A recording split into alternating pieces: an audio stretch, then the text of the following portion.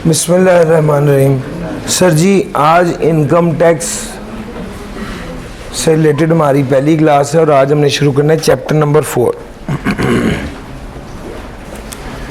Chapter number 4 में हम income tax की बात करेंगे और इनकम टैक्स से मुराद होता है इनकम पे टैक्स। दो चीज़ें इसमें हैं, कौन सी इनकम। हम आम तौर पे इनकम जब कैलकुलेट करते हैं तो अकाउंटिंग के असूलों के मुताबिक भी इनकम कैलकुलेट कर रहे होते हैं। तो सवाल ये है कि क्या ये इनकम जिस पर टैक्स लगनी है ये अकाउंटिंग के असूलों के मुताबिक कैलकुलेट हो रही है? तो इसका जवाब है नहीं। ये उस इनकम की बात कर रहे हैं जो टैक्स के असूलों के मुताबिक कैलकुलेट हो रही है। ठीक हो गया? तो इनकम जिस पर टैक्स लगना है उसको इनकम टैक्स कहेंगे। इनकम पे टैक्स लगना इनकम टैक्स होगा। कितना टैक्स लगेगा? Applicable tax rate income tax ordinance में उसके मुताबिक टैक्स रहेगा।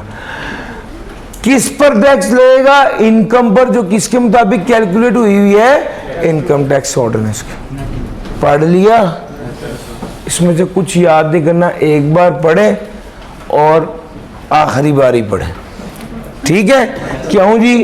क्योंकि ये वाली बात आपको सोचने की जरूरत नहीं है कि इनकम भी इनकम टैक्स ऑर्डिनेंस के मुताबिक और टैक्स भी इनकम टैक्स ऑर्डिनेंस के मुताबिक कैलकुलेट करना होता है टैक्स में। भाई इतनी सी बात है, ये पढ़ें और जान छुड़ाएं इससे। इसका कोई लेना देना नहीं है, ना इसको याद करना है आपने।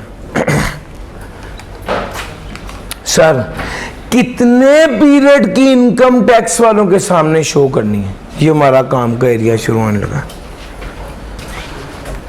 इनकम पे टैक्स लगना है, यस। कितने पीरियड की इनकम पे टैक्स लगना है? 1 साल के पीरियड की इनकम पे टैक्स लगना है। वो साल शुरू कब से होगा और खत्म कब होगा? वो कहते हैं नॉर्मली ये साल शुरू 1 जुलाई से होता है और खत्म 30 जून पे होता है। नॉर्मली, जरूरी नहीं है हर बार हो, लेकिन नॉर्मली ऐसा ही होता है। नॉर्मली ये साल 1 जुलाई पे खत्म होकर 1 जुलाई से शुरू होकर 30 जून पर खत्म होता है। इसको नॉर्मल टैक्स ईयर बोलते हैं। और इस पीरियड में कमाई गई इनकम को हम टैक्स वालों के सामने शो करते हैं और उस पर टैक्सेबल इनकम कैलकुलेट करके टैक्स पे करते हैं। This is income. Income tax में नॉर्मल टैक्स ईयर नॉर्मली ऐसे होता है। हाँ, अब मसला ही आया, कुछ इदारे और कुछ लोग ऐसे थे जिनको दिक्कत होने लग गई। बैंकर्स ने जाके कहा, सर जी हम 1 जुलाई से 30 जून तक की इनकम को कैलकुलेट कैसे करें? हमारा एक स्टैंडर्ड तरीका है, हम 1 जनवरी से 31 दिसंबर तक की इनकम कैलकुलेट करते हैं, वही आपको शो करेंगे। उस दौरान जो इनकम कमाई होगी उस पर टैक्स दे देंगे। तो हमारे लिए 1 जुलाई से 30 जून तक की इनकम को कैलकुलेट करना मुश्किल है और हमारा पैटर्न ऑफ इनकम ऐसा है कि हमारे लिए वो दिक्कत है और शायद हम एक एक्यूरेट फिगर कैलकुलेट ना कर सकें और सही से टैक्स भी ना दे सकें।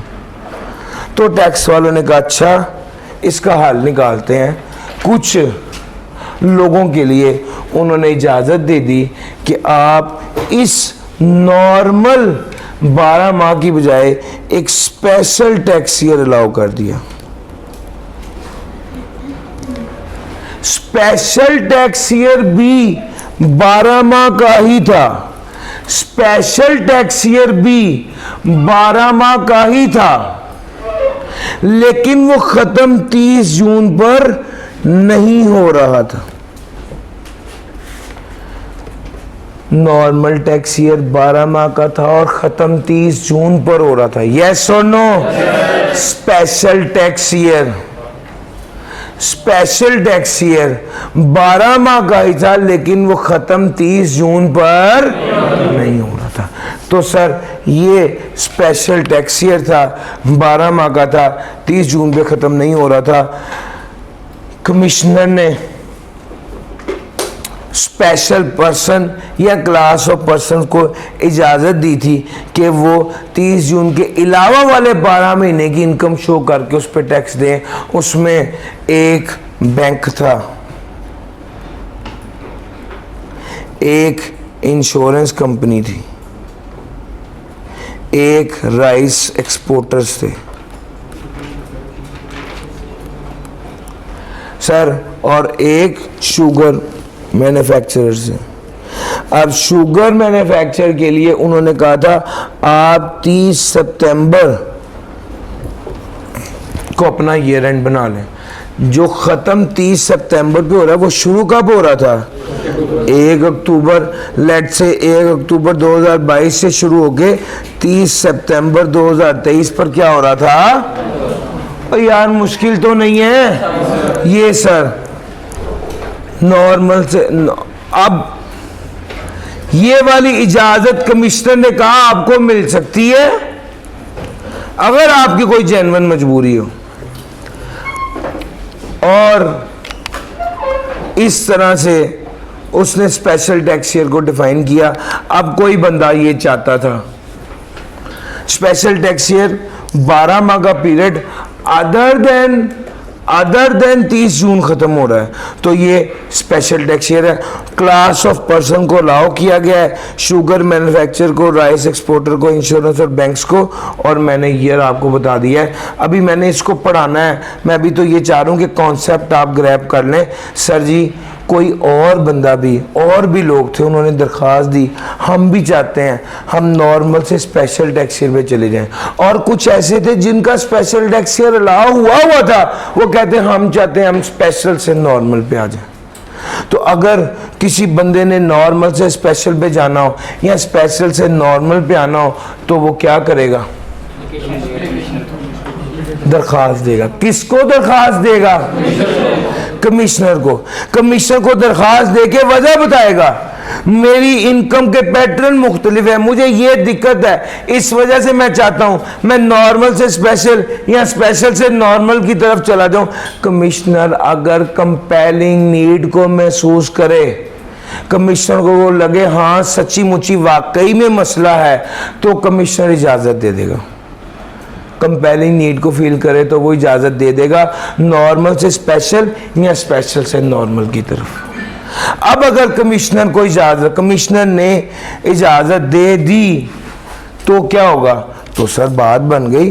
अब कमिश्नर ने इजाजत दे दी है तो फिर ये देखिए, आप नॉर्मल से स्पेशल या स्पेशल से नॉर्मल की तरफ जाना चाह रहे हैं, कमिश्नर से पूछेंगे, कमिश्नर देखेगा कंपेलिंग नीड है या नहीं। दो केसेस हैं, या कमिश्नर हाँ कर देगा या कमिश्नर ना कर देगा। अगर कमिश्नर ने हाँ कर दी तो उस पीरियड, उस दरखास्त देने के बाद इमीडिएटली बाद जो अगला पीरियड आएगा वहां से आपका चेंज टैक्स ईयर स्टार्ट हो जाएगा। जो तब्दील शुदा टैक्स ईयर है वो स्टार्ट हो जाएगा। जो डिजायर्ड टैक्स ईयर है, जो तब्दीली आप चाह रहे हैं, कमिश्नर की इजाजत देने के इमीडिएटली बाद जब वो वाला पीरियड आएगा तो आपका चेंज टैक्स ईयर शुरू हो जाएगा। और कमिश्नर ने इजाज़त दे दी तो इसका मतलब ये नहीं है कि पत्थर पे लकीर हो गया। कमिश्नर ने इजाज़त दी, कुछ अरसे बाद कमिश्नर को लगा इसने तो मुझे उल्लू बनाया है, तो कमिश्नर ने जो पहली इजाज़त दी थी उसको क्या कर देगा? रिवर्स कर देगा। कमिश्नर विड्रॉ कर देगा, कहेगा नहीं भाई मैं नहीं मानता, तो मैं withdraw if no long required. अगर वो लगता है अब इसकी जरूरत नहीं है तो जनाब अब इसको विड्रॉ कर देगा। हाँ, अगर कमिश्नर ने ना कर दिया तो क्या होगा? सर हम जाएंगे बोर्ड के पास और बोर्ड का फैसला सर जी हतमी होगा, फाइनल होगा। ये डायग्राम और फ्लो आपके जहन में रहेगा तो इसका फ़ायदा ये कि चीज़ें आपके दिमाग में बैठेंगी और वो टेक्स्ट याद रखने में आसानी होगी। मैं एक बार फ्लो दोबारा चलाता हूँ, ज़रा देखिएगा। आपने नॉर्मल से स्पेशल की तरफ जाना है या स्पेशल से नॉर्मल की तरफ जाना है? तो दरखास्त किसको देनी है? कमिश्नर साहब कंपेलिंग नीड देखेंगे, अगर कंपेलिंग नीड हुई तो वो इजाजत दे देगा, अगर इजाजत दे देगा या वो देखेगा कंपेलिंग नीड नहीं है तो मना कर देगा। अगर उसने इजाजत दे दी तो उस पीरियड के इमीडिएटली बाद जो अगला टैक्स ईयर होगा वो कम जो टैक्स पेयर चाह रहा होगा वहां से ही शुरू होगा। और सर अगर कमिश्नर ने एक बार इजाजत दी तो वो दोबारा भी उससे विड्रॉ कर सकता है। अगर कमिश्नर ने इजाजत ना दी तो हम बोर्ड को कहेंगे नजरे सानी कर दे, रिव्यू कर दे और फिर बोर्ड का फैसला फाइनल हो। लो सर, मैंने अब तक आपको क्या बातें बताई? मैंने अब तक आपको 3 बातें बताई। एक नॉर्मल टैक्स ईयर क्या है, एक स्पेशल टैक्स ईयर क्या है, एक change in normal to special या स्पेशल टू नॉर्मल क्या है। पहले ये 3 बातें मैं आपको एक बार चाहता हूँ हम तसल्ली से इसको एक बार रीड भी कर लें और गो थ्रू भी कर लें, फिर उसके बाद आगे बात करें ताकि ज़्यादा डाटा हमारे पास इकट्ठा ना हो जाए पढ़ने वाला। सर जी आ जाएं ज़रा, नॉर्मल टैक्स ईयर जल्दी से एक बार इसको रीड कीजिए। मेरे मुताबिक 12 माह का पीरियड जो ख़त्म 30 जून पर हो रहा है इसको नॉर्मल टैक्स ईयर कहते हैं। पढ़ें।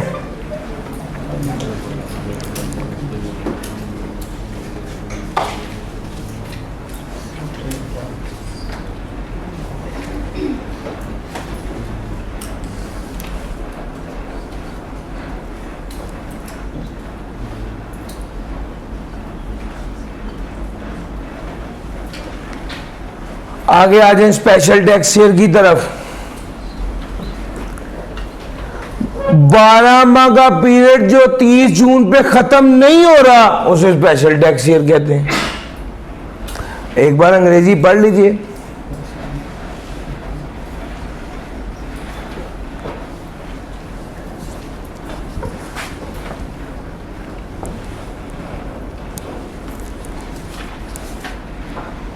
हाँ, ये जो दरमियान वाली 3 लाइनें हैं ये मैंने इंटेंशनली नहीं पढ़ाई, ये मैं भी इकट्ठे पढ़ाता हूँ। डिनोट किससे किया जाएगा ये मैंने अभी नहीं डिस्कस किया, वो मैं इकट्ठा एक ही बार करता हूँ, एक बार ट्रांजिशनल टैक्स ईयर पढ़ा दूँ। लेकिन ये ऊपर वाली 2 बातें different from normal tax year है। अगर कमिश्नर अलाउ कर दे 12 month period different than normal tax year, board prescribe करेगा स्पेशल टैक्स ईयर किसी पर्टिकुलर क्लास ऑफ इनकम के लिए, और उसने ये फिर लिख दिया शुगर के लिए 30 सितंबर है, एक्सपोर्ट राइस एक्सपोर्टर्स के लिए भी 31 दिसंबर है, इंश्योरेंस और बैंक्स के लिए भी 31 दिसंबर है।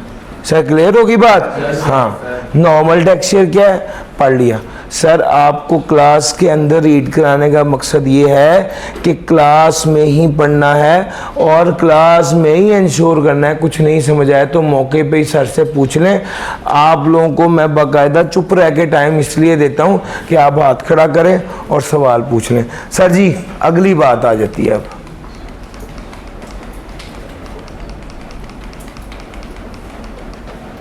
आ जाइए, ये जो मैंने सारी डायग्राम बनाई sir ji, change of tax year, taxpayer permission ले सकता है to adopt special income year subject to the fulfilment of condition. Sir ji taxpayer permission लेगा कि वो स्पेशल टैक्स ईयर से normal tax year, normal tax year से special tax year की तरफ आ जाए। कुछ शर्तें हैं। शर्त number 1, a person may apply to the commissioner. किससे दरख्वास्त देनी है? कमिश्नर को। चेंज नॉर्मल से स्पेशल, स्पेशल से नॉर्मल के लिए कमिश्नर ग्रांट परमिशन, इजाजत दे देगा अगर कंपेलिंग नीड उससे पता चल गई, कंपेलिंग नीड पता चल गई। Sir ji a change of tax granted by the commissioner may withdrawn. इजाजत देने के बाद भी कमिश्नर क्या कर सकता है? अपना फैसला वापस ले सकता है, विड्रॉ कर सकता है। अगर उसको लगता है कि ये अब फिजिबल नहीं है, after giving an opportunity of being heard, अगर order of the commissioner of change of tax shall take affect, इजाजत मिल गई, कमिश्नर ने हाँ कह दी, तो उसके इमीडिएटली बाद जो अगला पीरियड आएगा वहां से चेंज टैक्स ईयर शुरू हो जाएगा। अगर कोई बंदा डिससेटिस्फाइड है या कमिश्नर ने ना कर दिया है, तो किसके पास जाना है? रिव्यू एप्लीकेशन दायर करनी है बोर्ड को, और बोर्ड का फैसला। सर जी जल्दी से एक बार पढ़ लें।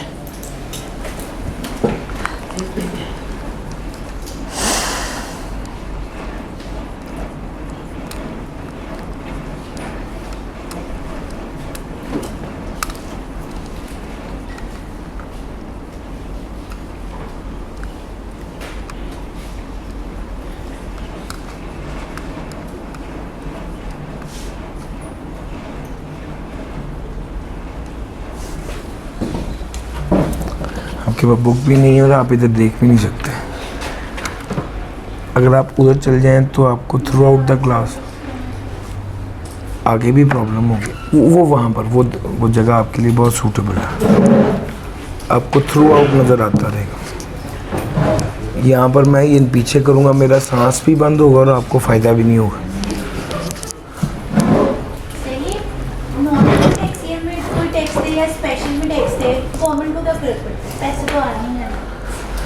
एक तरतीब है, एक असूल है, एक तरीका है, उसको गवर्नमेंट चाहती है फॉलो करें। असल में ये बात एक रूल बनाया है ना, टैक्स का कानून है कि अब एक बंदा कहते भी मैं रोज़ के रोज़ ही टैक्स देता रहूँगा, भी मैं तो नहीं 1 साल इंतज़ार कर सकता, वो एक दिन में जो कमाता है उस पर टैक्स दे दे। इस तरह तो नहीं हो सकता। या एक बंदा कहे मैं महीने बाद ही दूंगा, नहीं। सेट ऑफ रूल्स है जिसको फॉलो करना है। एक टाइम की इनकम है, उस पीरियड की इनकम पे जितना टैक्स बनेगा वो जमा करवाया जाएगा। एक कंपनी जो शुगर मैन्युफैक्चर करती है वो ओरिजिन से उसका स्पेशल टैक्स है, उसको भी कोई एप्लीकेशन वगैरह देनी पड़ेगी फिर वो स्पेशल टैक्स से चेंज होगी? सॉरी सर, जो एक कंपनी जो शुगर मैन्युफैक्चर करती है उसको कहने की जरूरत नहीं है, उसके लिए स्पेशल टैक्स ही असल गेम है। वो नॉर्मल पे आना चाहे तो दरखास्त देगी, वरना अंडरस्टूड है वो स्पेशल पे ही देगी। बैंक, इंश्योरेंस, शुगर, ये जो आपको बताएंगे।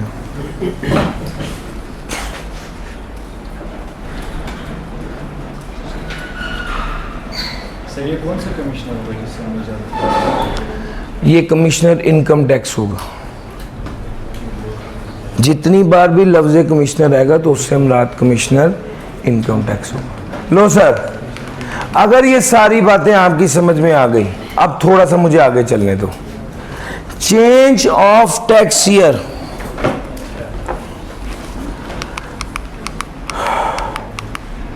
हो गया, नॉर्मल से स्पेशल पर आ गए या स्पेशल से नॉर्मल पर आ गए तो क्या होगा?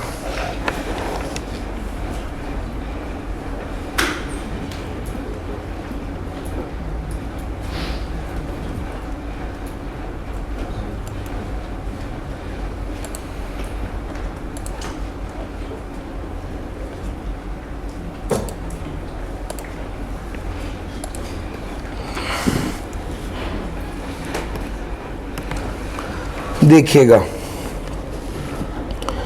आपका टैक्स ईयर था 1 जुलाई 2020 से शुरू हो रहा था और ख़त्म हो रहा था 30 जून 2021 को। आपने क्या किया? आपने दरख्वास्त दी कमिश्नर को। कमिश्नर को कहा मेरा टैक्स ईयर तब्दील कर दो नॉर्मल से स्पेशल की तरफ, और आप चाह रहे थे कि मेरा टैक्स ईयर 1 जनवरी से शुरू हो और 31 दिसंबर पे ख़त्म हो। कमिश्नर ने अगर हाँ कर दी तो क्या होगा? कमिश्नर ने अगर हाँ कर दी तो क्या होगा? तो 30 जून 2021 के इमीडिएटली बाद जो 1 जनवरी आएगा उससे इसका चेंज टैक्स ईयर शुरू हो जाएगा। सर 30 जून 2021 के इमीडिएटली बाद 1 जनवरी कब आना है? 1 जनवरी 2022 में आना है, और ये ख़त्म कब होना है? 31 दिसंबर 2000। यार मेरी बात पिक कर रहे हो? यही जुमला मैं बार बार आपको कह रहा था कि भैया अगर कमिश्नर ने हाँ कर दी तो उसके इमीडिएटली बाद जो अगला पीरियड आएगा वो चेंज टैक्स ईयर होगा। लेकिन मसला एक आता है, नॉर्मल से स्पेशल या स्पेशल से नॉर्मल के दरमियान में गैप होता है। सर गौर करना जरा, सवाल ये है कि इस 12 माह की इनकम को डिक्लेयर करके टैक्स देना है, हाँ जी देना है। इस 12 माह की इनकम जो कमाई उस पर टैक्स देना है, हाँ जी देना है। दरमियान में एक पीरियड आया जो शुरू कब से हो रहा था, 1 जुलाई 2022 से, और खत्म कब हो रहा था। सर जी आप ठीक कह रहे हैं, 2022 नहीं है बल्कि 2021, और खत्म हो रहा था 31 दिसंबर 2021। सर ये जो दरमियान में कितना पीरियड था, 6 मंथ का पीरियड था। नॉर्मल से स्पेशल का सफर हो या स्पेशल से नॉर्मल का सफर हो, जो दरमियानी पीरियड आएगा ना उसको क्या कहा जाएगा, ट्रांजिशनल।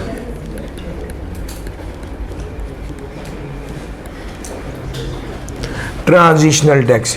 नॉर्मल से स्पेशल या स्पेशल से नॉर्मल हो तो जो दरमियानी पीरियड आएगा उसे ट्रांजिशनल टैक्स ईयर कहा जाएगा। सर जी मेरी बात पिक कर चुके हैं? yes, लो सर,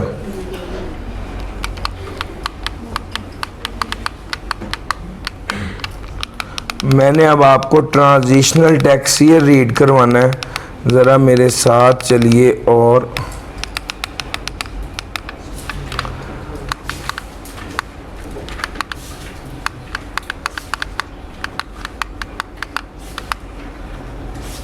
सर जी 2.1 जरा रीड कर लीजिए, ट्रांजिशनल टैक्स ईयर को रीड कर लीजिए।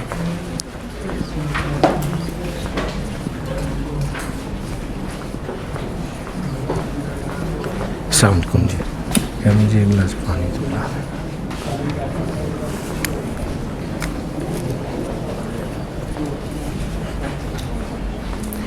यार ये वाला बैग भी उतार लें।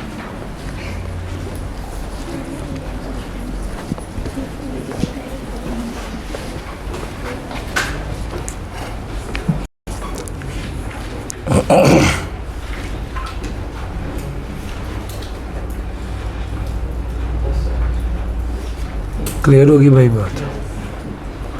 सर जी क्या ये पढ़ने से बात बन गई है? अब जरा देखिए, अगर tax fair of a person changes as a result of an order by the commissioner of income tax either from normal to special और vice versa, the period between the end of the पिछले tax year के खत्म होने के बाद और नए tax year की शुरू होने से पहले का पीरियड। यार यही गेम है ना, पुराने टैक्स ईयर के खत्म होने के बाद और नए टैक्स ईयर के शुरू होने से पहले का जो पीरियड है वो यही जुमला उसने अंग्रेजी में लिखा है, period between the end of the last tax year prior to change and the date on which the change tax year commences या start shall be treated as transitional tax year. और उसने एग्जाम्पल दी है, जल्दी से ये example पढ़े, आपको समझ आती है?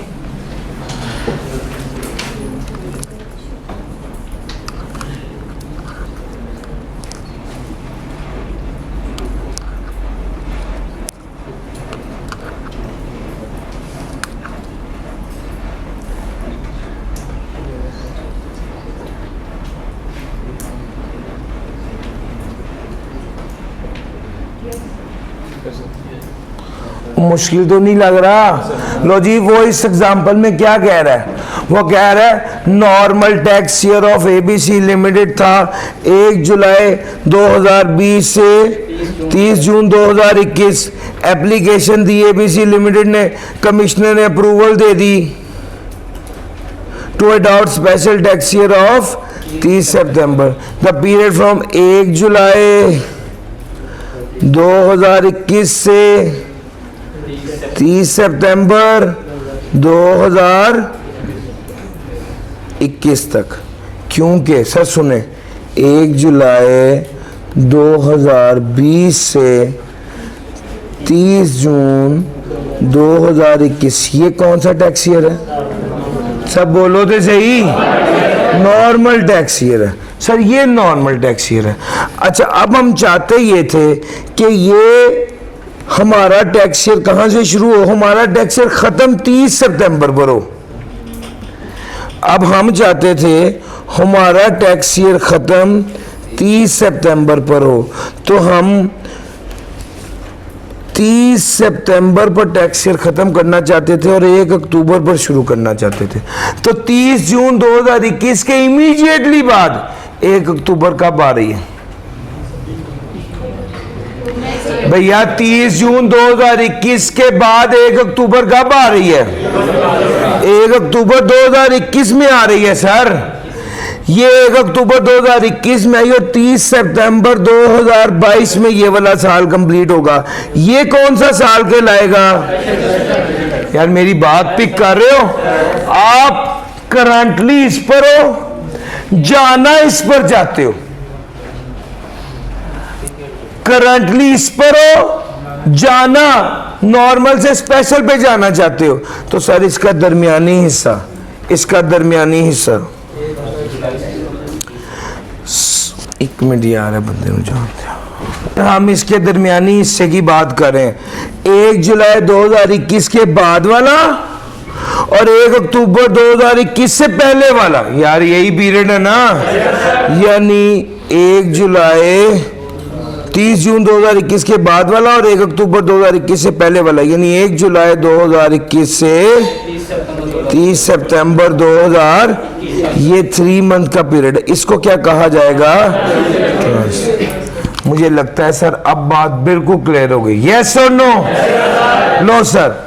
नॉर्मल टैक्स ईयर समझ आ गया, स्पेशल टैक्स ईयर समझ आ गया, ट्रांजिशनल टैक्स ईयर समझ आ गया। कोई बंदा नॉर्मल से स्पेशल या स्पेशल से नॉर्मल पे जाना चाहता है, ये बात समझ आ गई। अगर ये आपको 4 बातें समझ आ गई हैं तो अब एक आखिरी बात रह गई है, और वो ये है कि इसको डिनोट किससे किया जाता है? इसको डिनोट किससे किया जाता है? डिनोट का मतलब होता है शो किससे करते हैं, कहा क्या जाएगा। या अगर इसको थोड़ा टेक्निकल जबान में बोलूं तो भैया इस पीरियड में कमाई जो की गई है उस पर किस साल के टैक्स के असूल लगेंगे, डिनोट किससे किया जाए। सर जी आपको पता 2021 में टैक्स के रेट मुख्तलिफ थे, 2022 में टैक्स के रेट मुख्तलिफ थे। अब ये बताइए कि ये जो पीरियड है, फॉर एग्जांपल 1 अक्टूबर 2021 से शुरू होकर 30 सितंबर 2022 में शुरू हुआ है, इस पीरियड की इनकम पर जो टैक्स कैलकुलेट होगा और जो इनकम कैलकुलेट होगी उस पर किस साल के असूल लगेंगे, 2021 के या 2022 के? मैं चाहता हूं आपको सवाल समझ आ जाए, जो क्वेश्चन समझ आएगा तो फिर आंसर समझ आएगा। डिनोट का मतलब है शो किससे किया जाएगा, यानी किस साल के असूल लागू होंगे उस पीरियड की इनकम को कैलकुलेट करने पर और टैक्स को कैलकुलेट करने पर। अब आपको यह बात तो पता है इनकम टैक्स पर, तो इनकम टैक्स कैलकुलेट करना है तो इनकम टैक्स ऑर्डिनेंस के असूलों के मुताबिक करना है। यस और नो? अब किस साल के असूल लागू होंगे ये एक सवाल है, तो इसका जवाब सिंपल, देसी और शॉर्टेस्ट तरीका है। आपको यह देखना है, स्टेप नंबर 1 आपको यह देखना है कि ईयर एंड क्या है। सर इसको नोट कीजिएगा, ईयर एंड क्या है। स्टेप नंबर 2 आपको यह देखना है मंथ कौन सा है। इधर ही करवाता हूं सर। आप ये हम हमारा टारगेट क्या था, हम ये देखना चाह रहे हैं कि डिनोट किस साल से करना। तो इसका स्टेप नंबर 1 क्या है, ईयर एंड डेट देख लीजिए। स्टेप नंबर 2 क्या है, मंथ देख लीजिए ऑफ एंडिंग। स्टेप नंबर 3 वो कहता है अगर वो मंथ जो जिस साल ईयर एंड हो रहा है वो पहले 6 माह है तो उसको उसी साल से डिनोट किया जाएगा, denoted by the same year. और अगर वो मंथ जिसमें वो साल खत्म हो रहा है आखिरी 6 माह है, अगर पहले 6 माह है तो denoted by same tax year, और अगर आखिरी 6 माह है तो denoted by tax year +1, denoted by tax year +1। जो साल लिखा हुआ है उसमें +1 कर दो। अब मुझे एक बात बताओ, एक इदारा है जिसका ईयर एंड है 30 जून 2020, इसको किस साल से डिनोट किया जाएगा? सर स्टेप नंबर 1 आपने डेट देख ली, स्टेप नंबर 2 आपने मंथ देख लिया, मंथ पहले 6 माह या आखिरी 6 माह, तो फिर इसको डिनोट किया जाएगा टैक्स ईयर 2020 से। ये जैसे ही मैंने लिखा एक चीज तो समझ आ गई, नॉर्मल टैक्स ईयर तो उसी साल से ही डिनोट करेंगे। सर जी नॉर्मल टैक्स ईयर कब खत्म होता है? 30 जून पे, तो मंथ कौन सा है? 6 मंथ है, पहले 6 में है, उसे उसी साल से डिनोट करेंगे। नॉर्मल टैक्स ईयर को सेम ईयर के साथ डिनोट किया जाएगा। अब आ जाए स्पेशल टैक्स ईयर की। आपका ईयर एंड है 30 सितंबर 2022। सबसे पहले आपने ईयर एंड देखा, फिर उसके बाद आपने मंथ देखा। मंथ 1 से लेके 6 तक है? नहीं।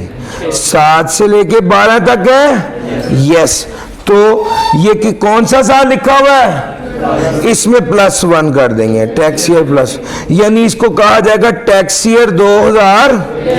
यानी इस पीरियड में ये जो साल अगर 30 सितंबर 2022 को खत्म हुआ है तो टैक्स ईयर 2023 के असूल लागू किए जाएंगे इस पीरियड की इनकम को कैलकुलेट करने के लिए और टैक्स को कैलकुलेट करने के लिए। डिनोट किससे किया जाएगा, शो किससे किया जाएगा, ये सवाल है सर। अगर एक इदारा है जिसका ईयर एंड 31 मार्च 2023 है, जी बताइएगा जरा। हमने ईयर देखा, हमने मंथ देखा, मंथ पहले 6 माह या आखिरी है? पहले 6 माह, तो सेम टैक्स ईयर 2000। यार मुश्किल तो नहीं है, आगे आ जाओ। अगर एक टैक्स ईयर है, अगर एक कंपनी है उसका ईयर एंड हो रहा है 31 दिसंबर 2022, इसको डिनोट किससे करेंगे? Tax year 2000। कैसे पता चला? स्टेप नंबर 1 ईयर देखा, स्टेप नंबर 2 मंथ देखा। पहले 6 माह थे? नहीं। आखिरी 6 माह थे तो +1 कर दिया, टैक्स ईयर 2000। यार मेरी बात पिक हो गई है? आ जाओ सर। सर जी मैंने 2-3 एग्जांपल्स दे दी, आ जाइए जरा।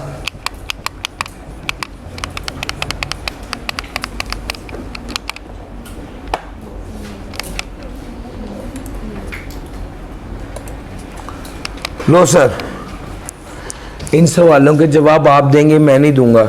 Differentiate between normal tax year and special tax year. Sir ji पहला बताइएगा, नॉर्मल है या स्पेशल है? सर जी अगर 30 जून पर खत्म हो रहा है, 12 माह का पीरियड है तो? सर जी दूसरे का बताइएगा। 30 जून पर खत्म नहीं हो रहा तो कौन सा है? 12 माह का पीरियड 30 जून पर खत्म ना हो रहा हो तो स्पेशल है। ठीक हो गया? पीरियड का 12 मंथ का होना बहुत जरूरी है। सर जी आगे चलते हैं, जरा E2 की बात करने लगा हूं। अब वो ये कहता है आप टैक्स ईयर भी बताएं और डिनोट किससे करेंगे ये भी बताएं। 1/9/2021 से 31/8/2022 normal special? Special tax. Denote किससे करेंगे? सर आप ईयर एंड देखेंगे, मंथ देखेंगे, लास्ट 6 मंथ है तो टैक्स ईयर 2 +1 कर दो। सर जी अगली बात, 31/12/2022 नॉर्मल के स्पेशल, डिनोट किससे करेंगे? 23 से, चूंकि ये भी लास्ट 6 मंथ है। सर जरा सी पार्ट देखिएगा सर, 1/4/2022 से 31 सर नॉर्मल है या स्पेशल है? सर डिनोट किससे करेंगे? 24 से। सर 24 से नहीं 23 से करेंगे। सर आपके फर्स्ट 6 मंथ है तो टैक्स ईयर। सर मुश्किल तो नहीं है सर जी, डी पार्ट बताइएगा। अब मेरा ख्याल है कि आपकी आंखें, आपकी नजर को फौरी पिक करना चाहिए। आप जैसे ही देखेंगे 30/4/2023, आपको अगर 30/6 नहीं है, नॉर्मल नहीं है बल्कि स्पेशल है, आप फौरन देखेंगे पहले 6 माह है तो इसका मतलब है +1 नहीं करना, यानी टैक्स ईयर 2020। सर लास्ट बताइएगा। ये नॉर्मल टैक्स ईयर है और इसे डिनोट किया जाएगा। यार मुश्किल तो नहीं हो रही? लो sir. Normal tax year first 6 month में नहीं आ रहा। सर नॉर्मल टैक्स ईयर किसने भाई ने सवाल पूछा है जी? प्लीज, नॉर्मल टैक्स ईयर 30 जून पर खत्म होने वाले को कहते हैं। क्या ये 30 जून पर खत्म हो रहा है? तो इसका मतलब है ये नॉर्मल नहीं है, स्पेशल है। अब आपने ये देखना है अगले स्टेप में कि पहले 6 माह हो तो इसको डिनोट किया जाएगा सेम टैक्स ईयर से, आखिरी 6 माह हो तो डिनोट किया जाएगा +1 से। अब चूंकि ये 4th था यानी पहले 6 माह में था तो उसे टैक्स ईयर 2023 से डिनोट किया गया है। सर जी ये एरिया मैंने आपके साथ डिस्कस किया, कोई सवाल इसके हवाले से पूछना चाह रहे हैं तो पूछ लीजिए। कोई एक बच्चा कोई एक बात पूछना चाहे सर हाथ खड़ा करे, मैं हाजिर हूं। जो लोग यहां पर बैठे हुए हैं आपके लिए इस वक्त सबसे अहम टास्क ये है, आप एक बार इस सारे टॉपिक को रीड कर लें बिल्कुल शुरू से, 1.1 से रीड करना शुरू करें। ये तकरीबन 32 वाला पेज है और 33 का सिर्फ पहला हाफ है, बल्कि पहला हाफ भी नहीं, पहला क्वार्टर है। जल्दी से हो जाए जरा, इसको रीड कर लें, देखें कोई लफ्ज कोई बात जो ना समझ आई हो।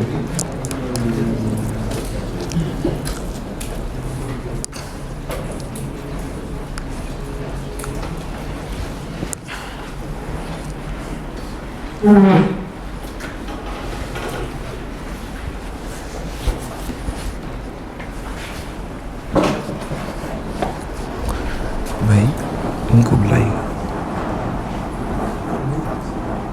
इनको बुलाइए।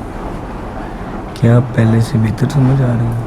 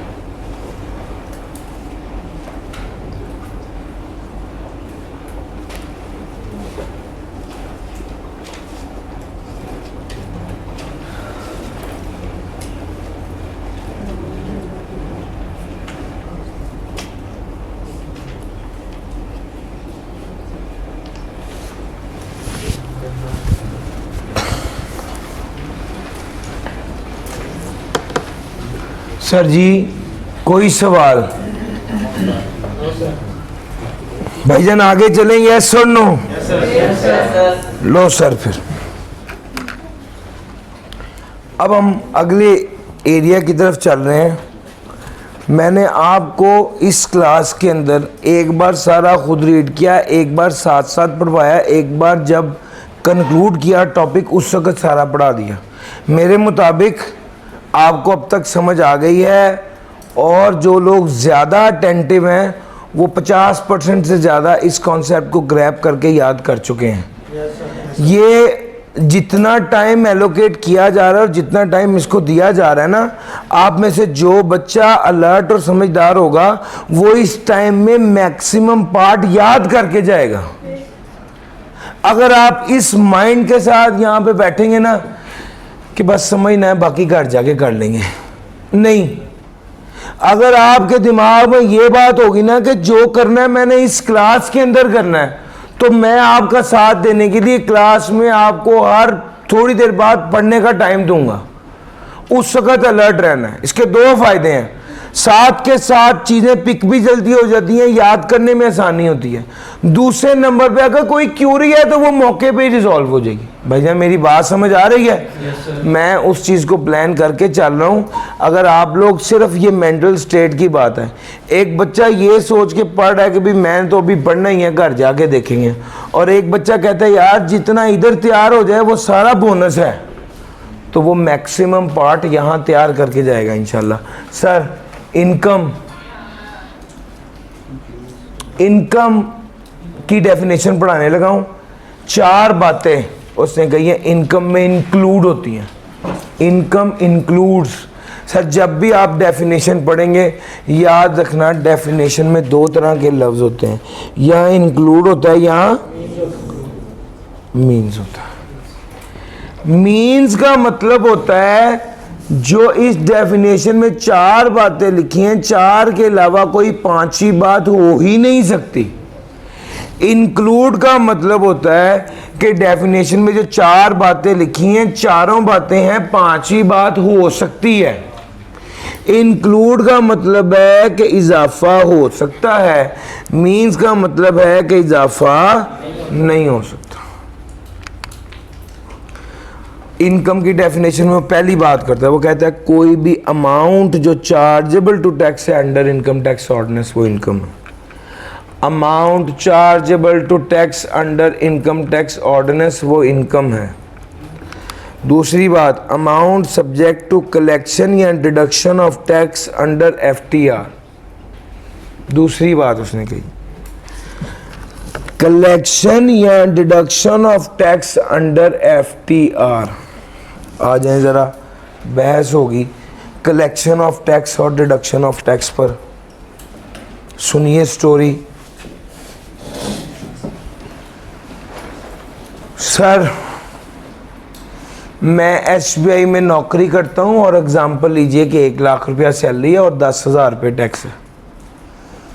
मैं SBI में नौकरी करता हूँ, SBI वाले 1 माह के बाद मुझे 1 लाख रुपए सैलरी मेरी तय है, मुझे 90,000 रुपया देते हैं और 10,000 रुपये टैक्स काट कर देते हैं। ये जो SBI वाले टैक्स काट रहे हैं ना, इसको कहते हैं डिडक्शन ऑफ टैक्स। क्या कहते हैं? Deduction of tax. मुझे पैसे वसूल होने थे और टैक्स कट के वसूल हुए, इसको कहते हैं डिडक्शन ऑफ टैक्स। मैंने लोड करवाना था 100 रुपए का, या मैं ये कहता हूं मैंने लोड करना था 86 रुपीज का, तो मैंने 100 रुपए दिए और 86 का लोड मुझे मिला। ये जो ऊपर 14 रुपए जैज वाले ने वसूल किए, इसको कहते हैं कलेक्शन ऑफ टैक्स। जब मैंने पे करने थे तो मैं टैक्स ऐड करके पे करता था, इसको कहते हैं कलेक्शन ऑफ टैक्स। जब मैंने वसूल करने थे और टैक्स कट के मुझे मिलता था, इसको कहते हैं डिडक्शन ऑफ। यार मेरी बात पे कर गए हो? आपको पता है इंपोर्ट स्टेज पे हम जब चीजें इंपोर्ट करते हैं तो हम कहते हैं भाई वो हमारा माल है वो दे दो। वो कहते हैं भाई पहले टैक्स जमा कराओ। वो हमसे टैक्स कलेक्ट करके हमको हमारी चीजें प्रोवाइड करते हैं। इसको कहते हैं collection of tax. Collection of tax. जब हम वापडा का बिल देखें, गैस का बिल देखें, उसके अंदर भी इनकम टैक्स लिखा होता है। वो इनकम टैक्स हमसे वसूल करते हैं। हमने 1000 रुपये का बिल है, 1100 रुपये अदा करते हैं। नीचे लिखा होता है टोटल पेबल 1100। बिजली का खर्चा 1000 होता है, हम 1100 पे करते हैं, जबकि बिजली 1000 की खरीदते हैं। ये जो ऊपर वाला 100 है, ये वापदा वाले टैक्स कोलेक्ट करते हैं हमसे। यानी जब मैं पैसे देता हूं टैक्स शामिल करके, तो इसको कहते हैं कलेक्शन ऑफ टैक्स। जब मैं पैसे लेता हूं और टैक्स कट के मिलता है, इसको कहते हैं डिडक्शन ऑफ टैक्स। यार ये पॉइंट पिक हो गया? लो sir, collection of tax, deduction of tax, ये लफ्ज जिंदगी में अब कभी दोबारा है तो आपको प्रॉब्लम नहीं होनी चाहिए। सर जी ये FTR के तहत, ये FTR क्या है? जिन लोगों ने पढ़ा हुआ है ठीक है, जिन लोगों ने नहीं पढ़ा इंशाल्लाह कल या परसों में हम इसको एक्सप्लेन कर रहे होंगे बड़ी डिटेल में। FTR एक निज़ाम है जिसके ज़रिए टैक्स लगाया जाता है। तो ये निज़ाम इंशाल्लाह हम आपको विद इन अ डे और 2 पढ़ाएंगे। इसको कहते हैं final tax regime. Final tax regime के तहत जो टैक्स लगता है, फाइनल टैक्स रिजीम के तहत जो टैक्स डिडक्ट होता है, उसको भी इनकम बोलते हैं। वो इनकम जिस पर FTR के तहत टैक्स कट जाए उसको भी इनकम बोलते हैं। सर हम इनकम की डेफिनेशन पढ़ रहे हैं। वो अमाउंट जिस पर टैक्स लागू हो उसे इनकम बोलते हैं। वो अमाउंट जिस पर टैक्स डिडक्ट या कलेक्ट हो FTR के तहत, उसको भी इनकम बोलते हैं। वो अमाउंट जो सच्ची मुच्ची की इनकम ना हो लेकिन उसे इनकम ट्रीट किया जाए, वो भी इनकम होती है। सर ये कैसी बात की है आपने? सर जी मेरे एम्प्लॉयर ने मुझे गाड़ी दी है, क्या ये मेरी इनकम है? नहीं। कैसे इनकम है? गाड़ी चलाई है, गाड़ी वापस कर दी है, कैसे इनकम है? असल में इनकम नहीं है, लेकिन टैक्स वाले इसको इनकम ट्रीट करते हैं। क्या मेरी बात समझ आ रही है? ये असल में इनकम नहीं है, ट्रीटेड एज इनकम है। वो जिसको इनकम ट्रीट किया जाता है। तो भैया जो अमाउंट चार्जेबल टू टैक्स हो वो भी इनकम, जो कलेक्शन और डिडक्शन ऑफ टैक्स हो वो भी इनकम, जो ट्रीटेड एज इनकम हो वो भी इनकम, और लॉस ऑफ इनकम हो वो भी इन लॉस नहीं, इनकम में कमी, इसको भी इनकम ट्रीट किया जाएगा और इस पे टैक्स लगेगा। एक तरफ वो कहता है लॉस इनकम नहीं होती, लेकिन लॉस ऑफ इनकम है, इनकम में कमी। टैक्स वाले इसको भी इनकम ट्रीट करते हैं और इस पर भी टैक्स लगाते हैं। इनकम में ये 4 चीजें शामिल हैं। जल्दी से इसको रीड करें, आगे निकलेंगे सर।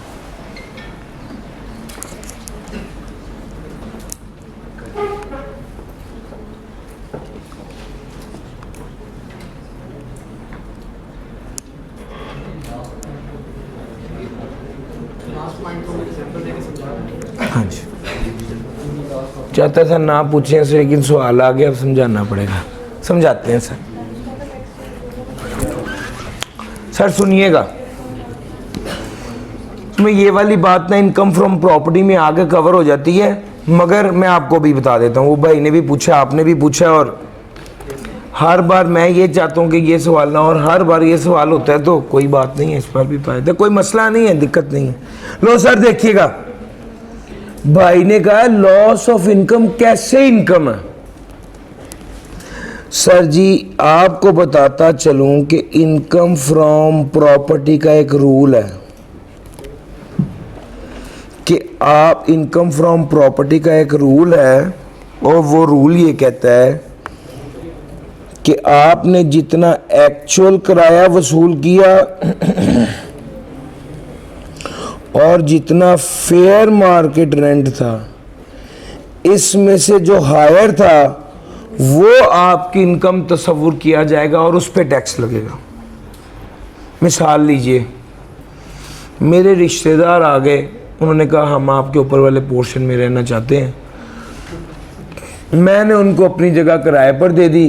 किराया क्या तय पाया? 1 लाख रुपए। मार्केट में उस जगह का क्या किराया था? 1.5 लाख रुपए। आप मुझे बताइए टैक्स की रूह से किस अमाउंट पे टैक्स लगेगा? विच एवर इज हायर, यही रूल बताया ना, इस पे टैक्स लगेगा जो हायर है। अब असल गेम क्या है?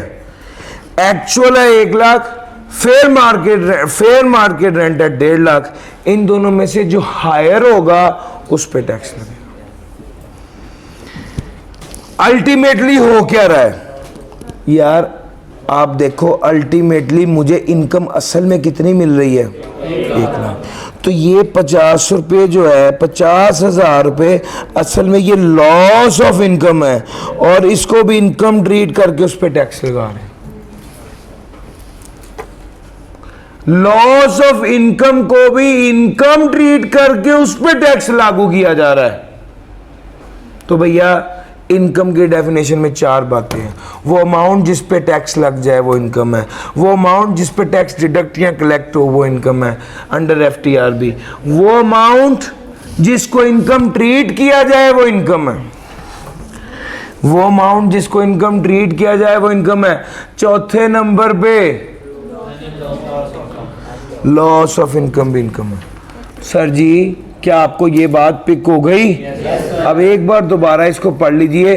सर नीयत का फ़र्क है, जब याद करने की नीयत से पढ़ेंगे तो दिमाग में बात बैठेगी, जब सिर्फ ये सोच के पढ़ेंगे कि ठीक है कोई चीज़ नहीं समझ आई तो पूछ लेता हूँ, तो बस फिर रीड ही करेंगे, फिर याद यूद नहीं होएगा। ये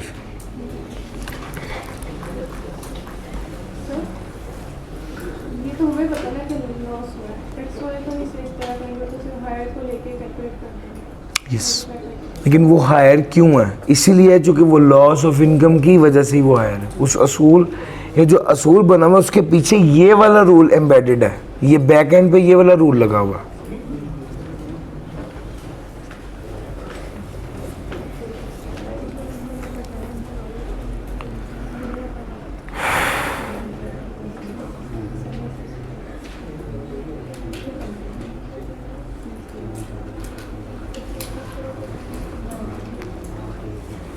लो सर आगे चलते हैं। सर जी आपको पता है इनकम में 5 हेड्स होते हैं। चैप्टर 1 में पढ़ा चुका हूं। जो नौकरी कर रहा है वो उसका हेड होता है सैलरी, जो कारोबार कर रहा है उसका हेड होता है बिजनेस, जो किराए की इनकम लेता है उसका हेड होता है प्रॉपर्टी, जो शेयर्स बेचकर पैसे कमाता है, और जो अदर्स और जो इन सब में फॉल नहीं करता वो। ये प्रिसाइज डेफिनेशन नहीं है, लेकिन वक्ती तौर पे इतनी डिस्कशन काफ़ी है।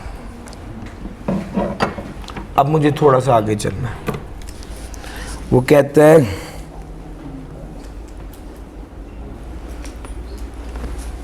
Salary, property, business, capital gain, other source, इन सबको जमा कर लिया जाता है। अब एक बात समझना, ये जो लेट से इनकम फ्रॉम बिजनेस है 100 रुपये, ये 100 रुपये जो इनकम फ्रॉम बिजनेस के ऑपोजिट लिखा हुआ है, ये कैसे आया है? वो कहते हैं इसके पीछे एक स्टोरी है, और स्टोरी ये है कि असल में सेल हुई थी 1000 रुपये की, और असल में कॉस्ट ऑफ गुड सोल्ड थी 500 रुपये, और असल में अदर एक्सपेंसेस थे 400 रुपये के। तो पीछे क्या रह गया था? 100 रुपया रह गया। और ये क्या था सर? ये असल में वो फाइनल अमाउंट थी जो यहां पर प्रेजेंट हुई थी। तो अब जरा मेरी बात सुनना, with in a head of income, एक हेड के अंदर जितने पैसे आप कमाते हैं माइनस जितने पैसे आप खर्च करते हैं, जो बकाया बच जाए वो आपकी इनकम कंसिडर होती है। अगर खर्च ज्यादा किया जाए और इनकम कम हो तो जितने पैसे एक्सेस लग जाएं उसे लॉस कहा जाता है। यार ये बड़ी सिंपल सी बात है और मुश्किल तो नहीं है। वो कहता है एक बंदे ने किसी हेड ऑफ इनकम के अंदर जितने टोटल पैसे कमाए और डिराइव किए और उसमें से जितने खर्चे थे वो लेस किए, तो जो बाकी बच जाएगा वो उस हेड के अंदर इनकम तस्वुर किया जाएगा। और अगर टोटल डिडक्शन यानी टोटल खर्चे ज्यादा थे और इनकम कम थी तो जितनी अमाउंट से टोटल खर्चे एक्सेस थे उसको समझा जाएगा ये क्या हो गया है, लॉस। सर जी ये दो बातें लिखी हैं, एक बार इसको रीड कर लें। ये जिस एरिया पे हम इस वक्त मूव कर गए हैं, ये जिस एरिया पे हम इस वक्त मूव कर गए हैं सर, ये कॉन्सेप्चुअल है, सिर्फ कॉन्सेप्चुअल है, इसको क्रैम नहीं करना, इसको क्रैम करने की जरूरत नहीं है। रीड करें। किस में से माइनस करेंगे? इंशाल्लाह बड़ी डिटेल में चैप्टर 11 में पढ़ाऊंगा।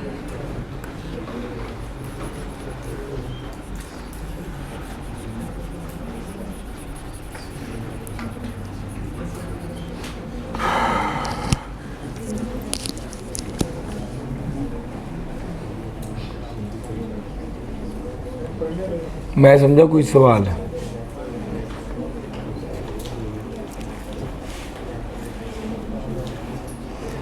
एक हेड ऑफ इनकम के अंदर जितने पैसे कमाए माइनस जितने खर्चे थे लेस कर दिए, तो जो बकाया अमाउंट बचेगी वो उस हेड में जाएगी और उस हेड की इनकम समझी जाएगी।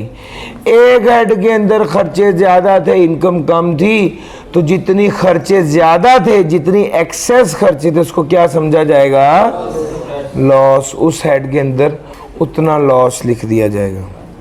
सर टोटल इनकम से क्या मुराद है? टोटल इनकम से क्या मुराद है?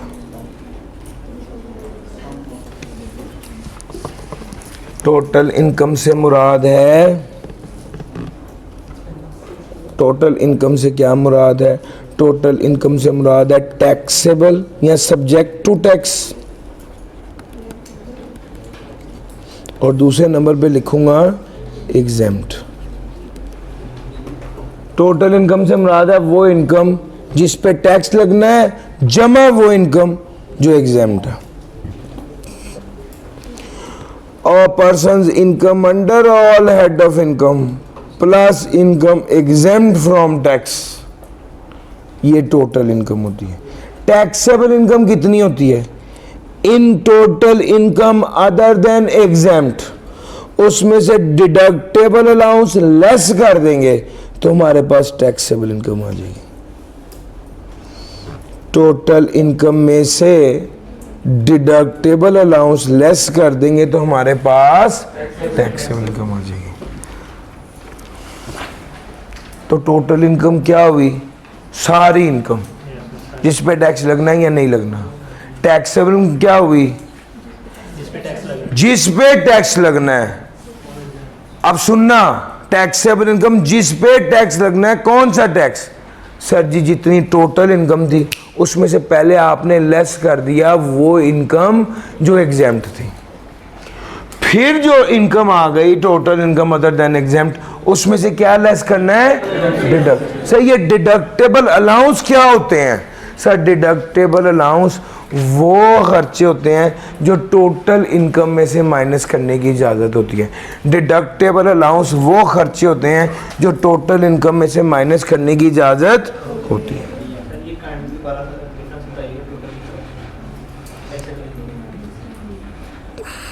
फिर सुनिएगा ध्यान से, सारे हेड्स ऑफ इनकम में जो इनकम है, इनकम जिस पे टैक्स लगना है या नहीं लगना, वो इनकम सारी टोटल इनकम है। टैक्सेबल इनकम में टोटल इनकम में से क्या लेस किया है? एग्जैम्प्ट। सर ये लिखा हुआ टोटल इनकम अदर देन एग्जैम्प्ट, उसमें से डिडक्टेबल अलाउंस माइनस करेंगे तो टैक्सेबल इनकम आएगी। अब डिडक्टेबल अलाउंस क्या है? वो खर्चे जो टोटल इनकम में से माइनस करने की इजाजत है। सिर्फ 4 खर्चे हैं, सिर्फ 4 खर्चे हैं। खर्चा नंबर 1 ज़कात, खर्चा नंबर 2 वर्कर वेलफेयर फंड, खर्चा number 3 worker profit participation fund, खर्चा नंबर 4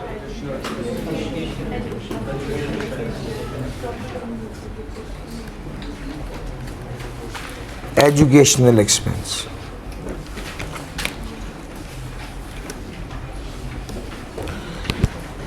हाँ भाई, ज़कात के बारे में वो क्या कहते हैं? हर वो बंदा जिससे ज़कात एंड उशर ऑर्डिनेंस के तहत ज़कात दी है, इनकम टोटल इनकम में से माइनस करने की इजाज़त होगी। किसके तहत ज़कात दी है? सर ज़कात एंड उशर ऑर्डिनेंस हमसे ये कहता है कि आपने रिकग्नाइज इदारे को ज़कात देनी है। एक पास पेपर में सवाल आया, उसने कहा जी मिस्टर ए ने अपने रिश्तेदार को ज़कात दे दी है, क्या टोटल इनकम में से माइनस होगी? ज़कात एंड उशर ऑर्डिनेंस के तहत जो ज़कात है वो माइनस करने की इजाज़त होती है। ज़कात एंड उशर ऑर्डिनेंस के तहत जो ज़कात है वो माइनस करने की इजाज़त होगी। दूसरा, सर जी बड़ी ध्यान से सुनना, वो कहता है अगर ज़कात पहले किसी हेड ऑफ इनकम से माइनस कर दी है तो क्या दोबारा टोटल इनकम में से माइनस करेंगे? आंसर अगर ज़कात, सर जी मैं अगर इसको उर्दू में लिखूं तो लिखूंगा अगर ज़कात किसी हेड ऑफ इनकम में से लेस हो चुकी है तो वो दोबारा, अगर ज़कात किसी हेड ऑफ इनकम में से लेस हो चुकी है तो वो दोबारा डिडक्टेबल अलाउंस के तौर पर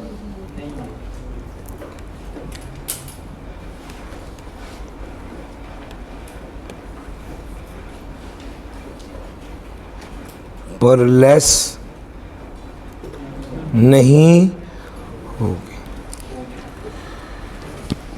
अगर ज़कात किसी हेड ऑफ इनकम, सर जी मिसाल के तौर पे इनकम फ्रॉम बिजनेस के खर्चों में से ज़कात भी माइनस कर दी है, तो जब टोटल इनकम बना है तो दोबारा ज़कात माइनस होगी। सर ये जो एग्जांपल यहां पे लिखी है वो सुनो, वो कहता है अगर प्रॉफिट ऑन डेट में से ज़कात लेस हो गई है। Sir ji income from other source में एक इनकम है जिसको कहते हैं प्रॉफिट ऑन डेट। अगर प्रॉफिट ऑन डेट में से ज़कात लेस हो गई, सर प्रॉफिट ऑन डेट था 100 रुपये का, ज़कात थी 20 रुपये की, लेस होकर इनकम फ्रॉम अदर सोर्स बना 80 रुपये का, इनकम फ्रॉम बिजनेस था 100 रुपये का, सैलरी थी 50 रुपये की, टोटल इनकम बनी 230। सर इस टोटल इनकम में से ज़कात दोबारा लेस होगी? और सर एक बार लेस कर तो दिया है, एक खर्चा एक बार ही माइनस होना है, 2 बार तो माइनस। वो कहते हैं अगर एक बार प्रॉफिट ऑन डेट में से ज़कात माइनस हो गई है तो फिर डिडक्टेबल अलाउंस के तौर पे माइनस नहीं। सर जी एक बंदा है, अगली बात करने लगा, ये बात मैंने कर दी।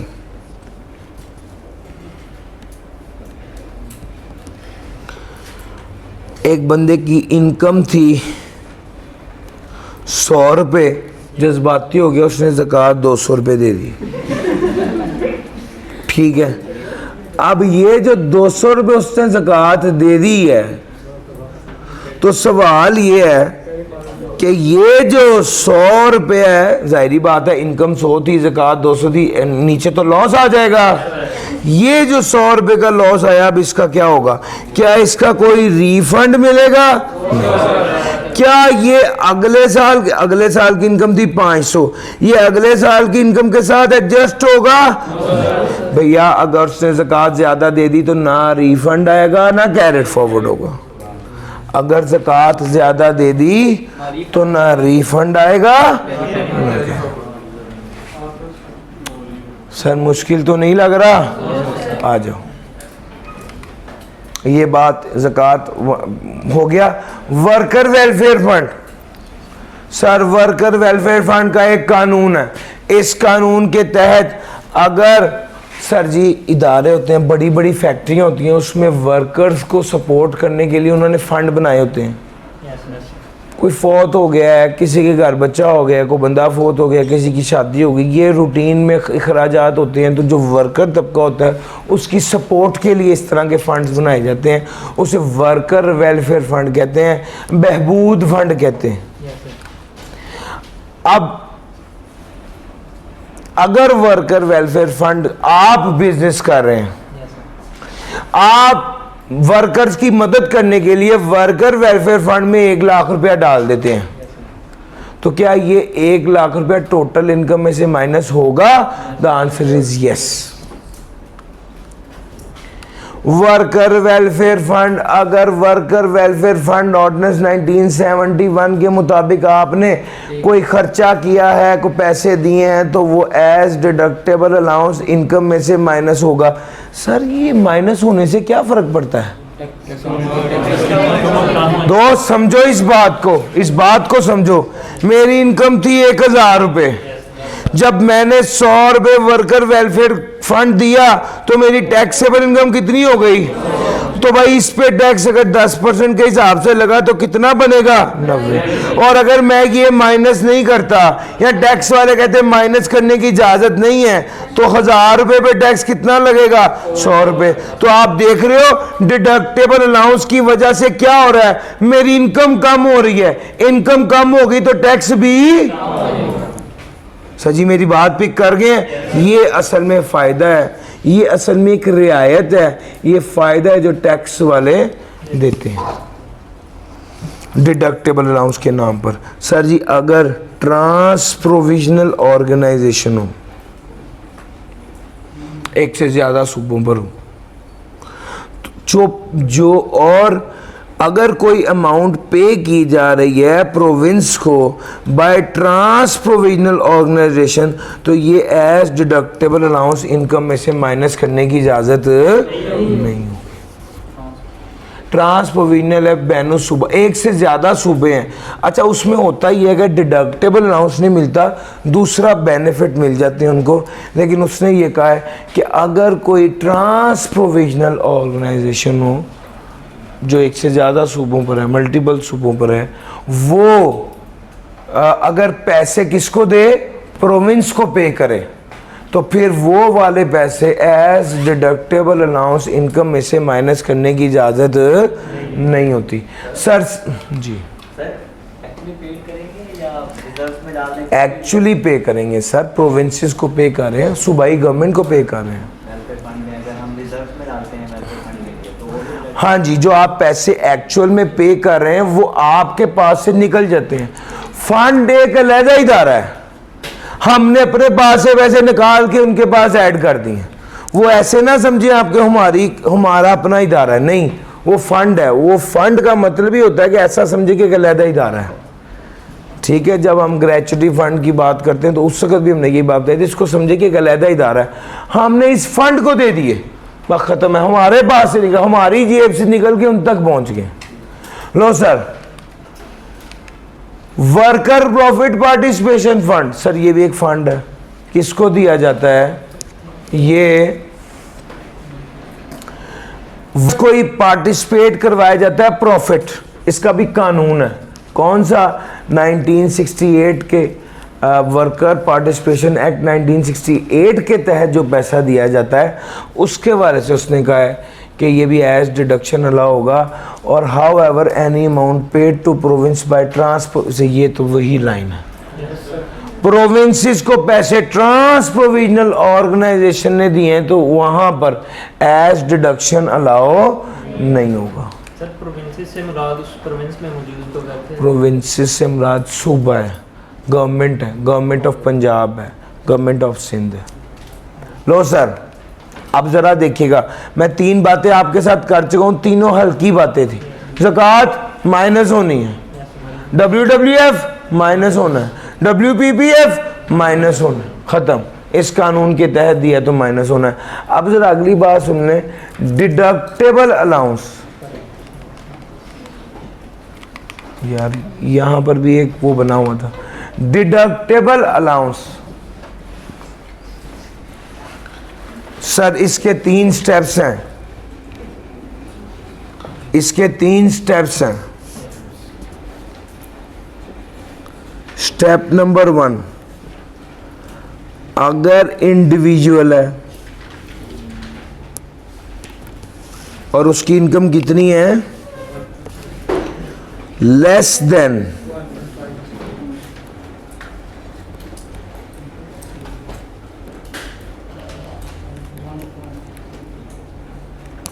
अगर किसी इंडिविजुअल की taxable income less than 1.5 million है, पहली बात,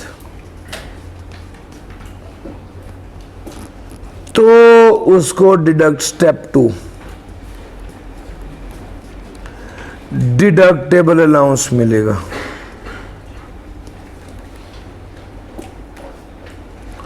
डिडक्टेबल अलाउंस मिलेगा कितना, lower of. Sir ji deductible allowance मिलेगा कितना, ये लिखा हुआ है, lower of 5% of tuition fee, 25% of taxable income, 60,000 into number of children whichever is lower।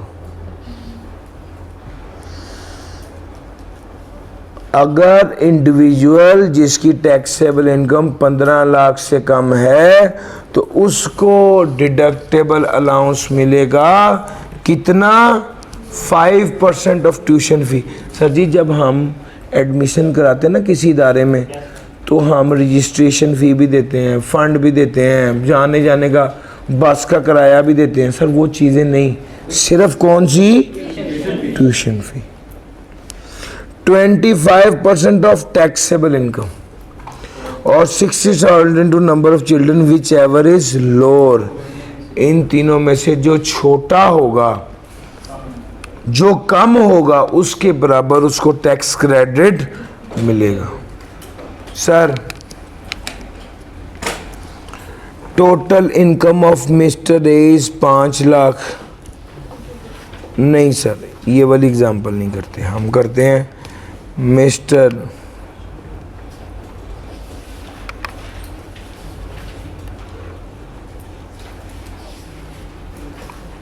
Mister A की टैक्सेबल टोटल इनकम है 16 लाख, इसने ज़कात दी है 1,20,000 रुपए की। इसके 2 बच्चे हैं बी और सी। बी की ट्यूशन फ़ी है 2 लाख, सी की ट्यूशन फ़ी है 4 लाख। वो कहता है आप बताइए कि क्या इसको डिडक्टेबल अलाउंस मिलेगा। स्टेप नंबर 1 एलिजिबिलिटी देखेंगे। सर इसकी टैक्सेबल इनकम कितनी है, टोटल इनकम 16 लाख है, टैक्सेबल इनकम 16 लाख में से 1,20,000 लेस करना है। सर टैक्सेबल इनकम तो टोटल इनकम में से सारी डिडक्टेबल अलाउंस लेस करने के बाद आती है ना, तो टैक्सेबल इनकम 14,80,000। 15 लाख से कम है। लो जी ये तो पता चल गया कि इस बंदे को टैक्स क्रेडिट डिडक्टेबल अलाउंस मिलेगा। अब अगला स्टेप है कितना मिलेगा।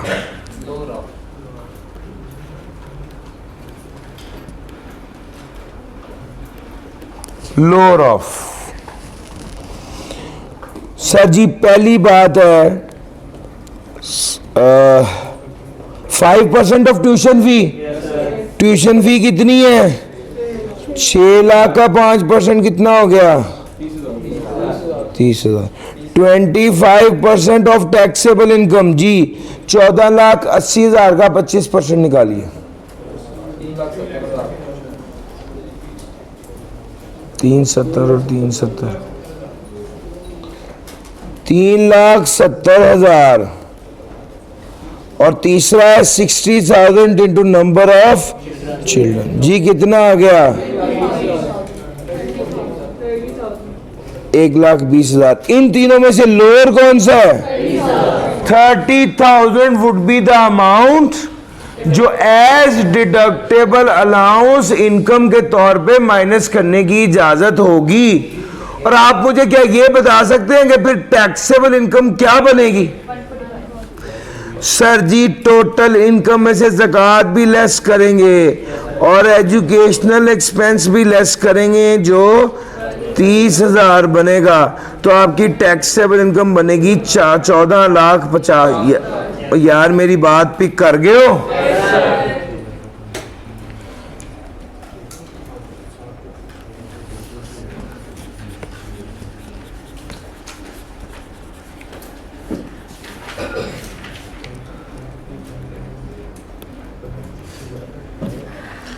टोटल इनकम है नहीं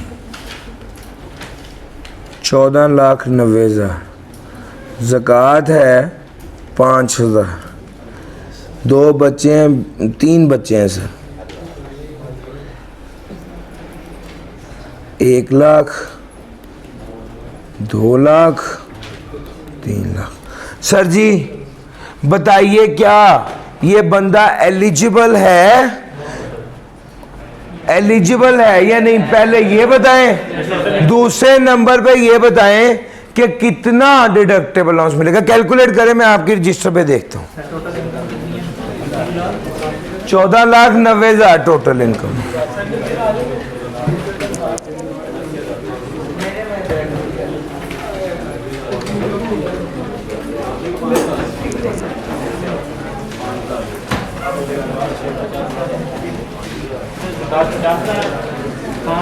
पांच 5,000 है सर।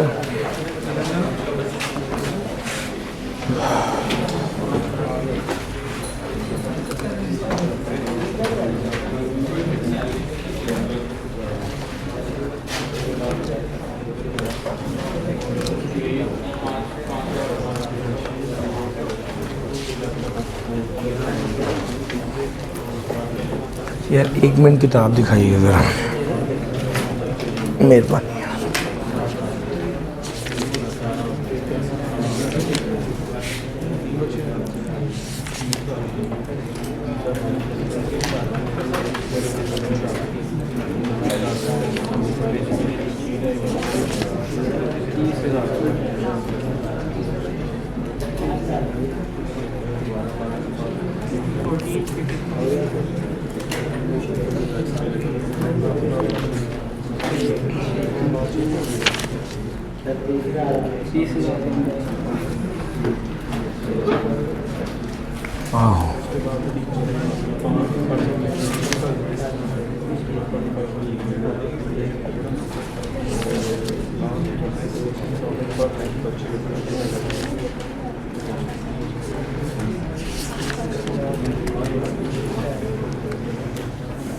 ये लें भाई।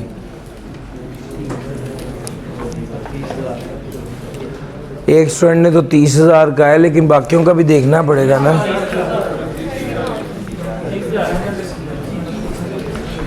जी भाई भाई कोई लिखना तो शुरू करो, नियतें बनाओ। कैलकुलेटर नहीं है। 14,55,000। ये क्या निकाला है आपने? ये टैक्सेबल इनकम है। अच्छा भाई, डिडक्टेबल अलाउंस कितना है?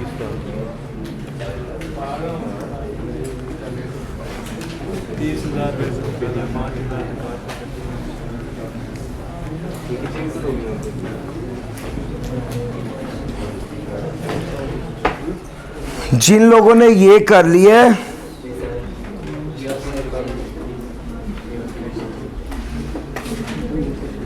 वो अगला पार्ट करें, इसकी जगह लिखें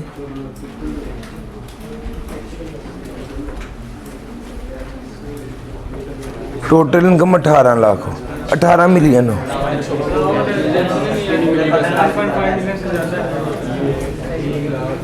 जी भाई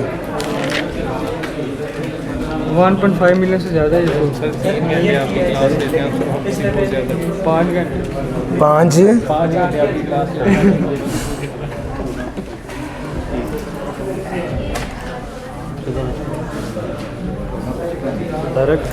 डायरेक्ट हो गए। करो यार, कॉपी पेंसिल निकालो, एक्टिव हो जरा, कैलकुलेटर से ही कर ले।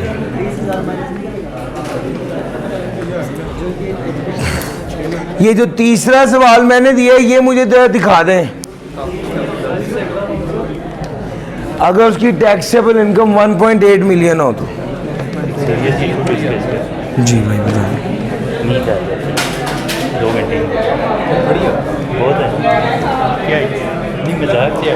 नहीं, इसका बिल्कुल सीरियस जवाब ये है कि यार आपने एक तो आगे बैठना, ठीक है, नहीं वो इंशाल्लाह बैठेंगे। दूसरे नंबर पे ये बात है कि ये नहीं यार, इसको पॉज किया हुआ है आपने, पॉज कर दो। जब हम 1.8 मिलियन इनकम लेंगे तो फिर ज़कात लेस करेंगे तो बनेगा 1795000, और ये स्टेप 1 पे देखेंगे तो सर हमें पता चलेगा कि ये 15 लाख से कम नहीं है। इसका मतलब है उस केस में इसको ये वाला डिडक्टेबल अलाउंस नहीं मिलेगा। सर जी बात समझ गए हैं? सर जी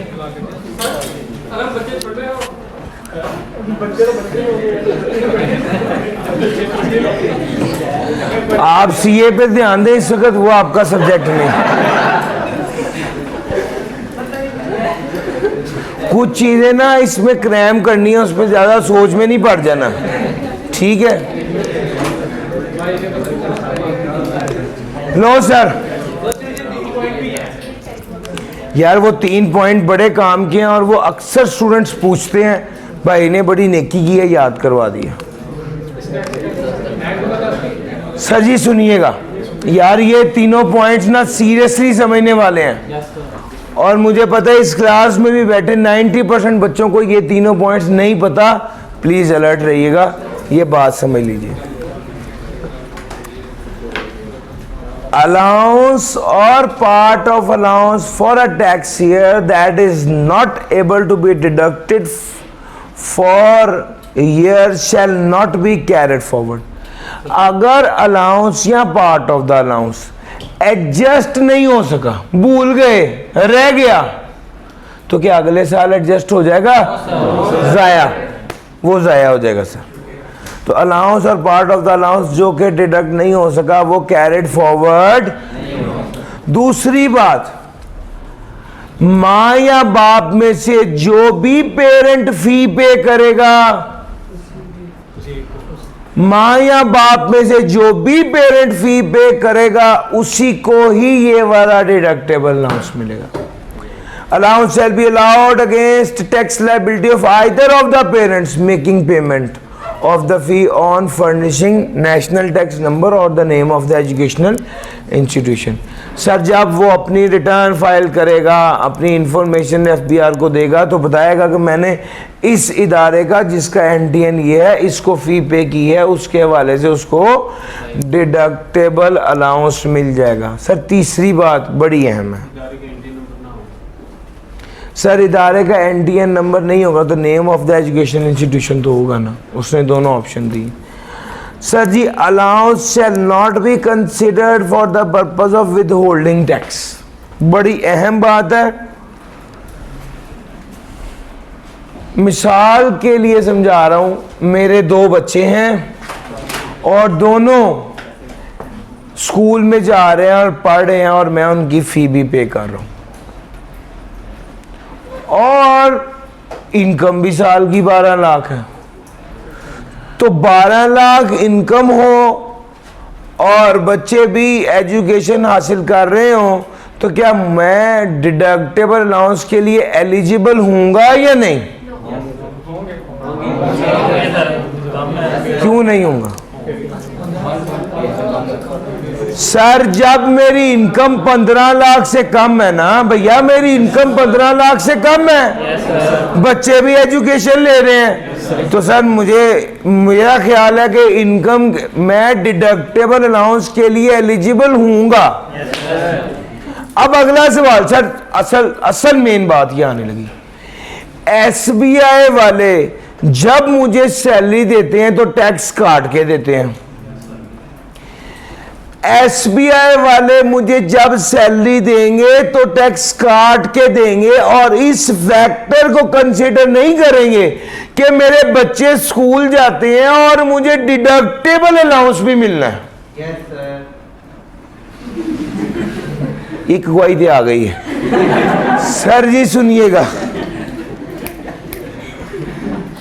एसबीआई वाले जब मुझे सैलरी देते हैं तो टैक्स काट के देते हैं, और जब वो टैक्स काट के मुझे पेमेंट कर रहे होंगे तो इस फैक्टर को कंसीडर नहीं करेंगे, इस बात को कंसीडर नहीं करेंगे कि मेरे बच्चे स्कूल में पढ़े हैं और मुझे डिडक्टेबल अलाउंस मिलना है फॉर एजुकेशन का। यानी जिस वक्त अब ये जुमला पढ़ना, allowance shall not be considered for the purpose of withholding tax on the salaries by the employer. Employer जब सैलरी पर विदहोल्डिंग टैक्स काट कर पैसे दे रहा होता है, उस वक्त वो इस अलाउंस को कंसिडर यार बात समझ आ गई है सर? ये बात तो ये भैया 3 बातें ये वाली थी, ये आपके साथ डिस्कस कर ली जी। अलाउंस कोई भी हो या ये वाला इस अलाउंस की खास तौर पे बात हो रही है। अलाउंस तो वैसे भी कोई भी कैरिड फॉरवर्ड नहीं होता। ये क्या कहते हैं, इस वक्त वो जो सबसे नीचे वाला पॉइंट है वो खास तौर पे इसके लिए है, एम्प्लॉयर वाला और डिडक्शन वाला। लो सर, इसमें डिडक्टेबल अलाउंस वाली बात थी वो हो गई। अच्छा जनाब, 1-2 बातें बड़ी इंटरेस्टिंग हैं वो आपके साथ करता हूँ। अब बाकी चीज़ें मुझे लगता है कि कल ही पढ़ानी चाहिए, बच्चे थक गए हैं।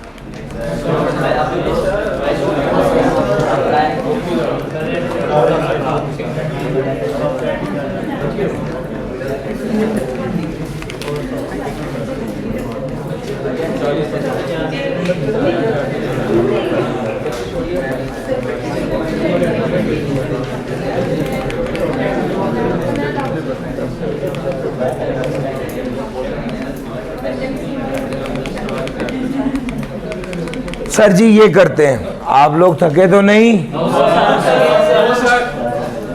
क्या मैं आगे काम करवा दूं? लो सर, ये एक छोटा सा पार्ट है सर जी, मैं आपको बता देता हूं। ये इस वक्त आप सफ़ा नंबर 50 निकाल लीजिए सारे।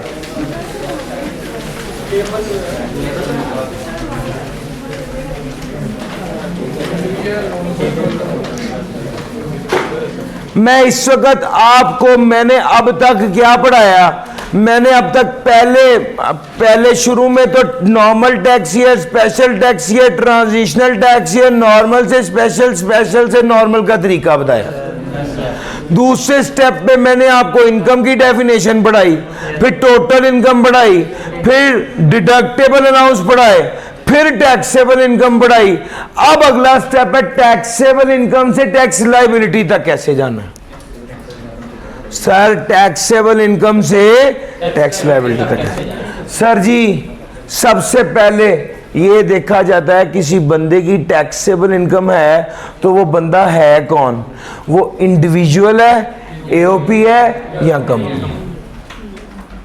सर अगर वो इंडिविजुअल है तो फिर देखा जाता है वो बंदा सैलरीड है या सर सैलरीड है या नॉन सैलरीड।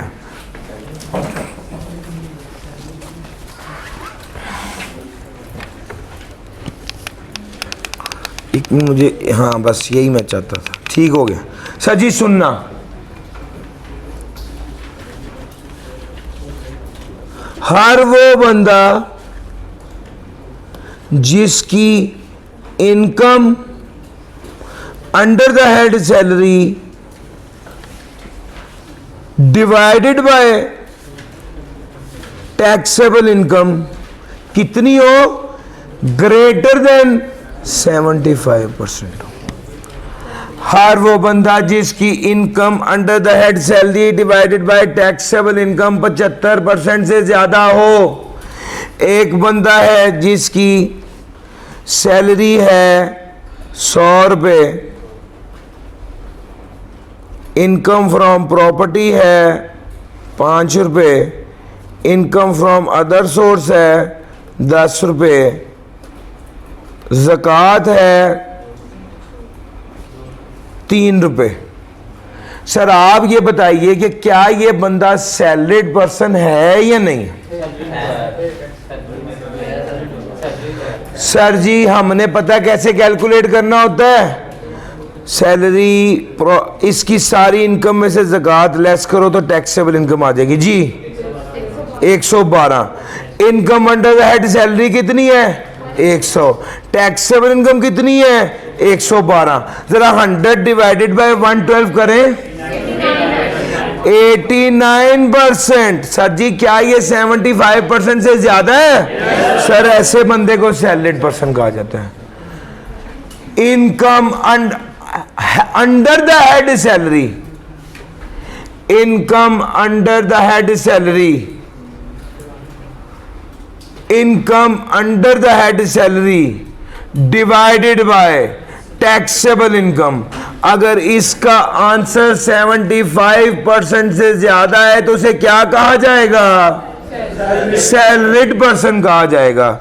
और अगर इसका आंसर 75% पूरा है या उससे कम आए तो क्या कहा जाएगा? नॉन सैलरीड कहा जाएगा। भैया क्या ये बात पिक कर गए? अब आप सबको मैंने कहा था सफा नंबर 50 निकाल लो। सफा नंबर 50 पे जब आप पहुंचोगे तो आपके पास 2 टेबल्स आएंगे। पहले ऊपर एक टेबल बना हुआ है नॉन सैलरीड। सर हम इनकम को इन 2 हिस्सों में तकसीम क्यों करते हैं? चूंकि दोनों पे टैक्स मुख्तलिफ लगता है। हर वो बंदा जो नॉन सैलरीड है उस पर टैक्स कितना लगना है इस टेबल के मुताबिक, और हर वो बंदा जो सैलरीड है उस पर टैक्स कितना लगना है इस डिवीजन 2 के मुताबिक। तो भैया आपके सफा नंबर 50 पे देखिए ऊपर वाला टेबल बना हुआ है डिवीजन 1, उसके साथ बड़ा लिखा हुआ है बड़ा क्लैरिटी के साथ इंडिविजुअल नॉन सैलरीड या एओपी, और उसी के नीचे एक टेबल बना हुआ है उस पर लिखा हुआ है इंडिविजुअल सैलरीड। तो अगर कोई बंदा सैलरीड होगा तो उस पर ये वाला टेबल अप्लाई होगा टैक्स लायबिलिटी को कैलकुलेट करने के लिए, और अगर एक बंदा नॉन सैलरीड होगा तो उस पर ये वाला टेबल अप्लाई होगा। पेपर में आपको दोनों टेबल गिवन होंगे, याद करने की जरूरत नहीं है, लेकिन टेबल को अप्लाई किस तरह करना है ये सीखते हैं। सर आ जाओ। आपने सबसे पहले ये देखना होता है जिस बंदे की टैक्सेबल इनकम से टैक्स लायबिलिटी कैलकुलेट करने जा रहा हूं वो बंदा इंडिविजुअल है, एओपी है या कंपनी है। दूसरे स्टेप में ये देखना होता है वो बंदा सैलरीड है या हर वो बंदा जिसकी 75% इनकम, जिसकी income under the head salary 75% of taxable income से ज्यादा हो तो वो सैलरीड होता है। अब एक मिसाल लीजिए, एक बंदा है जिसके बारे में कोई बहस नहीं है, वो बंदा सैलरीड है, उसकी इनकम है 8 लाख रुपए, तो उस पर टैक्स कितना लगेगा? सर जी मैं तीसरे स्टेप पर चला गया हूं। सर टैक्स कैलकुलेट करना पड़ेगा। कैसे? आप टैक्सेबल, सर सबसे पहले तो आपने राइट टेबल सेलेक्ट करना।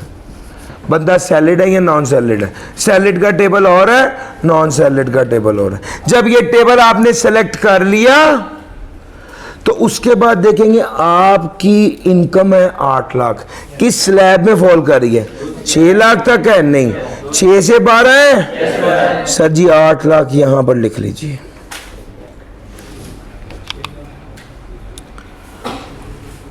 अब देखना वो टेबल को कैसे कहता है, वो कहता है 2.5% of the amount exceeding 6 lakh से ऊपर वाली अमाउंट पर 2.5% टैक्स लगेगा। टोटल इनकम कितनी है? 8 लाख। इसमें से 6 लाख लेस कर दो, क्योंकि 6 लाख से ऊपर वाली अमाउंट पर 2.5% टैक्स लगेगा, यानी 2 लाख पर 2.5% टैक्स कितना बनता है? तो यार मुश्किल तो नहीं लग रहा? आ जाओ। अगर उस बंदे की इनकम है 40 लाख, सैलरीड पर्सन है और इनकम कितनी है? 40 लाख, तो भैया फिर वही गल, इंडिविजुअल एओपी कंपनी, फिर सैलरीड नॉन सैलरीड। अगर सैलरीड है तो फिर देखना पड़ेगा स्लैब कौन सा है। 40 लाख किस स्लैब में फॉल कर रहा है? 1 में तो नहीं है, 2 में तो नहीं है, 3 में तो नहीं है, 5 में। यहां पर लिख दिया 40 लाख। भैया 36 सुनना, वो कह रहा है 25% of the amount exceeding 3.6 million.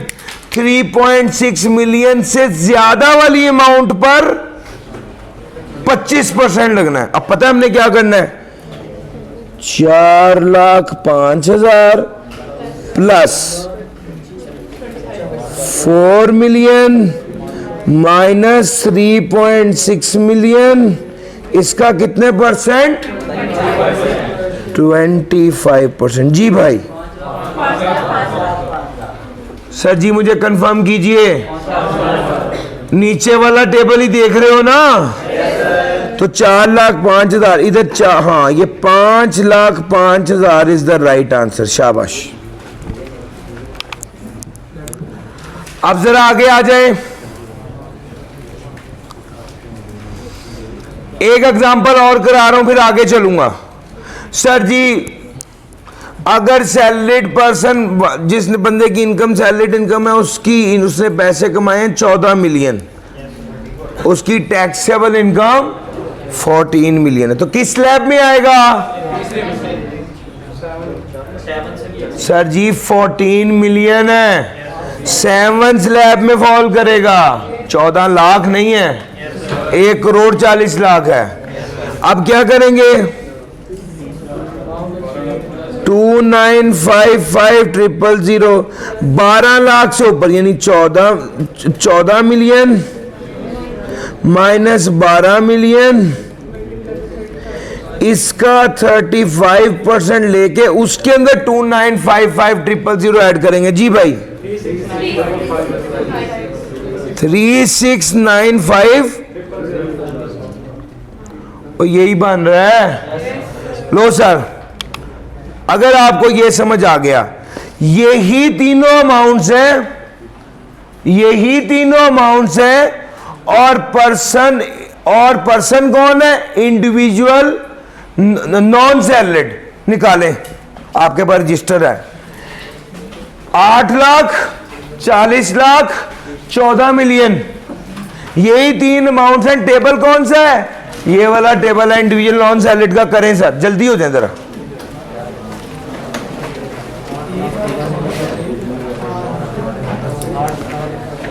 जुबानी नहीं करना सर। 8 लाख, 40 लाख और 14 मिलियन।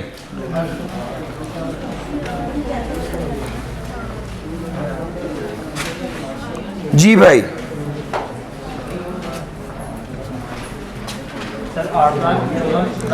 8 लाख, 40 लाख और 14 मिलियन। हाँ जी ठीक लिख रहे हो।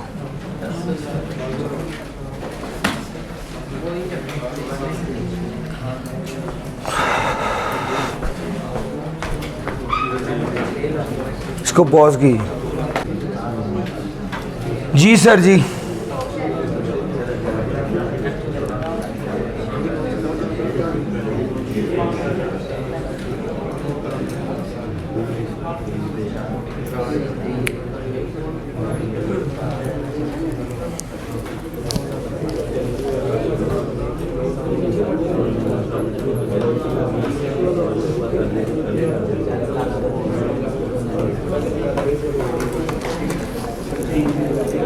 सर जी 8 लाख की अगर मैं बात करूं, कर लिया आपने? सर जी स्लैब नंबर बताइए। सर स्लैब नंबर 2 है। सर जी यहां पर लिखेंगे 8 लाख। 8 लाख में से 6 लाख लेस कर देंगे और उस पर 5% कितना बना? शाबाश, जिसका ये निकला वो बिल्कुल ठीक है। सर जी नेक्स्ट था 4 मिलियन यानी 40 lakh. Slab number? Sir slab number था 6। सर जी 4,05,000 प्लस 4 मिलियन माइनस 3 मिलियन, इसका कितने परसेंट? जी कितना आया? सर जी आपको एक काम की बात बताऊं यार भाई, जो लोग कर रहे हो जरा रुक जाओ, ये वाली बात समझ लो। जब आपके पास सीधी सीधी फिगर आ जाए ना, जो ओपनिंग या क्लोजिंग हो, तो फिर उसको कैलकुलेट करने की जरूरत नहीं होती। ये देखो ये 6,80,000 लिखा आ रहा। सर जी आपके पिछले टेबल की आखिरी पॉइंट की लायबिलिटी आपके अगले टेबल की शुरू की लायबिलिटी होती है। यानी आपने इसको 6,80,000 को कैलकुलेट नहीं करना चाहिए था। आप क्या करते? 6 लाख असल में इस टेबल को पता कैसे पढ़ते हैं? जरा सुनो, इस टेबल को पढ़ते हैं, मैं स्लैब नंबर 6 पढ़ रहा हूं। 3 लाख से 4 लाख, वो कहता है 3 मिलियन से 4 मिलियन। 3 मिलियन पे लायबिलिटी है 4,05,000 और 3 मिलियन से ऊपर वाले पे टैक्स लगेगा 27.5%। यार मेरी बात पिक कर रहे हो? इसी तरह ही स्लैब नंबर 4 में कैसे पढ़ूंगा? 12 लाख पे लायबिलिटी है 60,000 और 12 लाख से ऊपर वाली जो अमाउंट होगी उस पर 17.5% टैक्स लगेगा। सर क्या मेरा पॉइंट पिक कर सके हो? तो भैया ये इस तरह से इसको पढ़ते हैं और ये इसकी थीम होती है। तो भाई कोई मुश्किल नहीं है। 4 से हमने 4 लाख कहा था और 4 मिलियन कहा था, तो ये सर 6,80,000 निकलना था। तीसरा क्या था? 14 मिलियन। सर इसके लिए स्लैब नंबर 8 था। 6 मिलियन पर कितना टैक्स है? 1,33,0,000। इससे ऊपर क्या बनना था? इससे ऊपर 8 मिलियन था। जमा कर देना था मैंने 14 मिलियन माइनस 6 मिलियन का कितने परसेंट? 35%। जी बताइएगा। 413,000। सर जी मुश्किल तो नहीं है। और खत्म होगी बात। ये आखिरी बात सुने, फिर रजिस्टर बंद करना यार, ध्यान इधर करो। ये देखो मैंने अब कंक्लूड कर रहा हूं, ये टेबल कहीं निकलना जाए हाथ से। ये देखो सर जी टैक्सेबल इनकम से टैक्स लायबिलिटी का सफर कर रहे थे। सबसे पहले देखना होता है स्टेप 1, इंडिविजुअल है, एओपी है या कंपनी है। अगर इंडिविजुअल है तो फिर देखेंगे सैलरीड है यहां। सर जी सैलरीड वो होता है जो income under the head salary divide by taxable income 75% से ज्यादा हो। सर जी अब सुनना, सर जी नॉन सैलरीड और एओपी का रेट क्या है? अगर वो के एबीएन कंपनी की टैक्सेबल इनकम गिवन है, टैक्स लायबिलिटी निकालो, तो बिल्कुल भी मसला नहीं है। क्यों जी? सर जी जो रेट नॉन सैलरीड का, अब ये टेबल देखना जरा, for individual non salaried and AOP के लिए रेट कौन सा है? सर नॉन सैलरीड वाला रेट। कंपनी के लिए रेट कौन सा है? 29%। और सर जी हर तरह की टैक्सेबल इनकम से टैक्स लायबिलिटी मैंने आपको सिखा दी। अगर कंपनी की इनकम 100 रुपये हो तो उसकी टैक्स लायबिलिटी कितनी बनेगी? 20। सर जी मेरी बात समझ आ रही है? ये सर हमारी आज की डिस्कशन थी। आज के लिए इतना ही था। Thank you ji.